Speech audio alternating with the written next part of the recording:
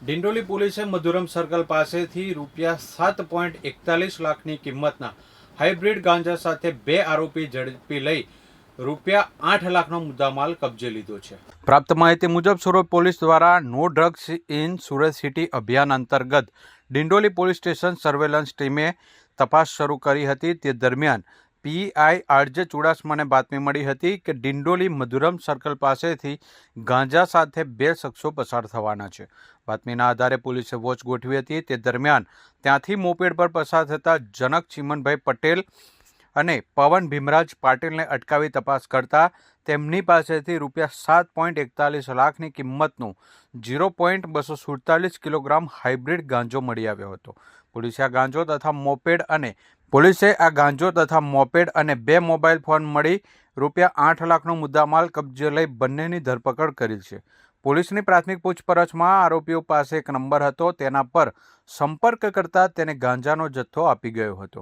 આ ગાંજો તેઓ છૂટકમાં વેચવા માટે નીકળ્યા હતા અને પોલીસને હાથે ઝડપાઈ ગયા હતા।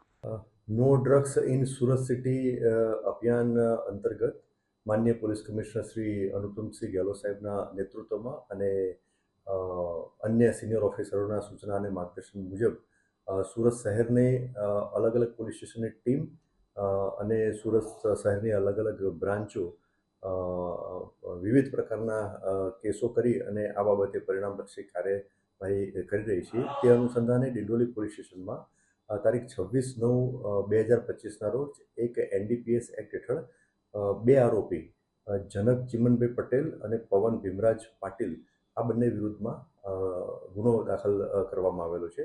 આ એનડીપીએસ કેસની હકીકત એવી છે કે ડિંડોલી પોલીસ સ્ટેશનમાં એક નાર્કોટિક્સ એનડીપીએસ એક્ટ હેઠળ કાર્યવાહી કરવા માટે એક અલગ ટીમ બનાવવામાં આવેલી છે। આ ટીમના એક પોલીસ કર્મચારીને એક સ્પેસિફિક બાતમી મળેલી હતી કે ડિંડોલી મધુરમ સર્કલથી દીપ દર્શન સ્કૂલ તરફ જવાના જાહેર રોડ ઉપર 2 ઈસમો સ્પેસિફિક વર્ણન પણ એમાં બાતમીમાં મળેલું હતું। એ વર્ણનવાળા ઈસમો એમની સાથે મોટરસાયકલ અને એક્ટિવા લઈને ઊભા છે અને એમની પાસે હાઇબ્રિડ ગાંજો છે અને એ વેચવા માટે ગ્રાહકની શોધમાં છે।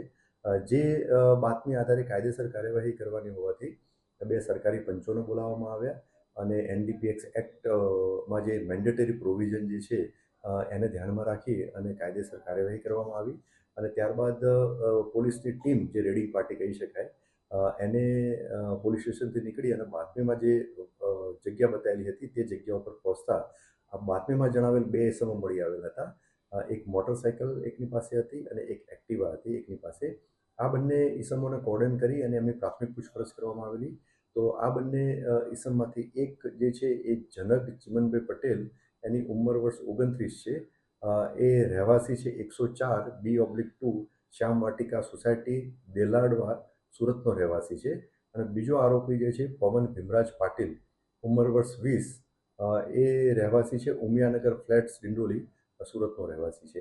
આ બંને ની પ્રાથમિક પૂછપરછ કરી અને તેમની અંગ ઝડપી અને તેમના જે પાસે 2 વ્હીલર હતા એમની ઝડપી કરતા આ બંને ઈસમો પાસેથી ટોટલ 247 ગ્રામ હાઇબ્રિડ ગાંજો મળી આવેલો। એની કિંમત 7,41,000 ગણી તપાસના કામે હાઇબ્રિડ ગાંજો કબજે લેવામાં આવેલો। તે સિવાય આ બંને પાસેથી મોટરસાયકલ અને એક્ટિવા પણ મળેલું હતું। તે અને અન્ય મોબાઈલ અને અન્ય ચીજવસ્તુઓ એમ મળી અને ટોટલ 8,02,000 ની કિંમતનો મુદ્દામાલ તપાસના કામે કબજે લેવામાં આવેલો છે અને આ બંને આરોપીઓની ધરપકડ કરી અને આગળની કાયદેસર કાર્યવાહી હાલમાં ચાલુ છે। આ બંને આરોપીઓમાંથી એક આરોપી જનક ચિમનભાઈ પટેલના વિરુદ્ધમાં સલાબતપુરા પોલીસ સ્ટેશનમાં 2018માં એક ધાડનો અને કિડનેપિંગનો એક ક્રિમિનલ કેસ પણ રજીસ્ટર કરવામાં